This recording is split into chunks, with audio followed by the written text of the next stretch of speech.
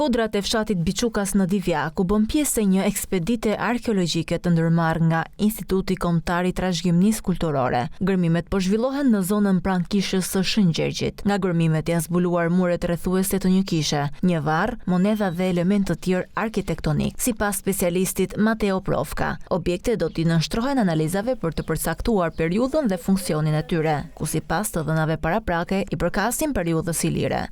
Nga të dhëna nga banorët e zonës mendohet se mund të ketë qenë një vend i mirë ose një vend i shenjtë të paktën nga ata, por që situata në vazhdimsi tregoi që ishte më premtuese, kështu që u hap edhe një sektor tjetër, sektori që është pas nesh. Nga të dhënat që kemi gjetur tani, kemi të bëjmë me një periudhë mesjetare, ndoshta mund të shkojë edhe më hershëm. Pjesë e këtyre zbulimeve janë edhe objekte që janë vendosur në Muzeun Historik të Lushnjës. Arkeologu Niko Ferro thotë se zona ka potencial të lartë dhe zbulime të ngjashme janë bërë edhe në Babunj, në qytetin e Arnisës. Të gjitha këto e dëshmojnë si një vendbanim të hershëm i lirë.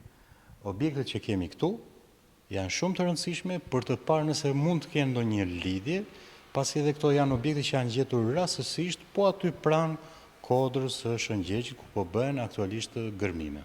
Ferro i bën thirrje institucioneve që të mbështesin gërmimet dhe kërkimet arkeologjike edhe në zonat përreth kishës së Shëngjergjit, ku mendohet se mund të ketë pasur vendbanime të tjera.